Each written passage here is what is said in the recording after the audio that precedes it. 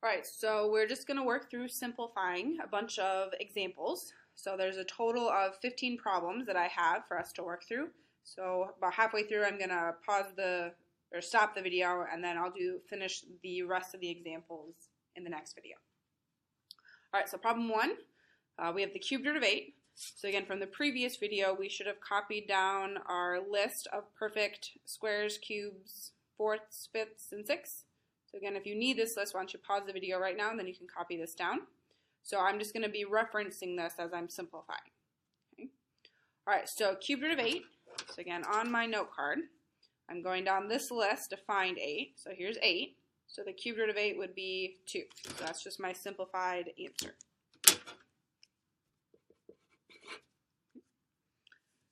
The square root of -4. So again, since we're taking an even root of a negative, that means that we're going to have an I. So square root of 4 is 2, and then because it's negative, we would have I. If we're dealing with a fraction, we just take the root of the top and the bottom individually. So we're doing a fourth root. So again, on my note card, I'm looking down my list. So I have 16 and 81. So the fourth root of 16 is 2. Fourth root of 81 is 3. So that would be my simplified answer. When we're dealing with variables, we are dividing powers. So we have a square root. So even though we don't write it, there's a 2 here. Okay. So I'm dividing. So 2 divided by 2 is 1. So this would become x to the first, which we wouldn't write to the first power. So x would be the answer for that. Okay. Same thing with the next one. So 3 divided by 3 is 1. So this would just become x again. 6 divided by 3 is 2. So this will simplify to be x squared. Next set, so we have some pieces.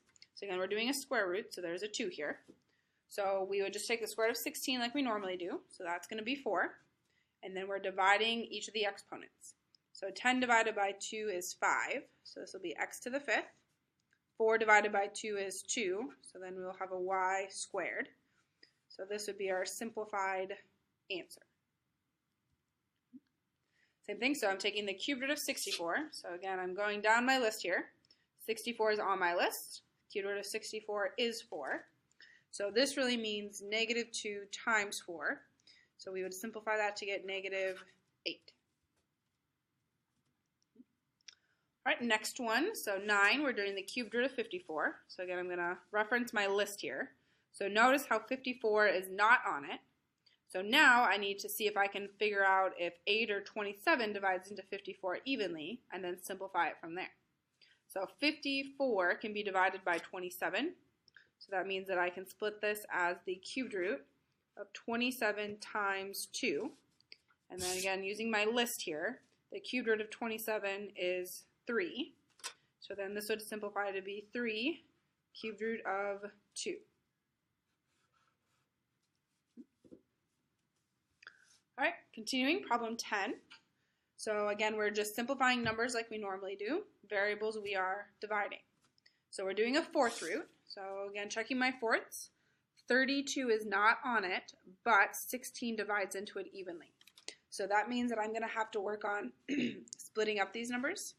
So I can write 16 times 2. And then when I look at my x, I can take 4 and divide it by 4, so I don't need to split that one up.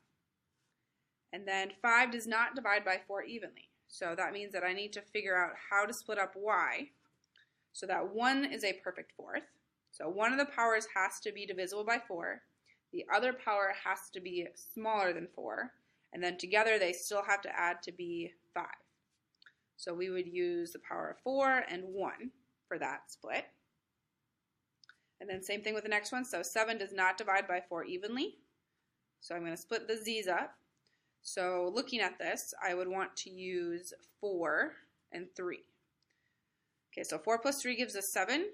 4 can be divided by itself, and then our second one is smaller than 4. So now I'm just going to go through and take out all the perfect fourths. So the fourth root of 16 is 2. 4 divided by 4 is 1, so this will be x to the first. And then we'll also have y to the first and z to the first. And then everything else is still going to be inside the radical. So this will be the fourth root of 2 yz cubed. Again, this is my final simplified answer.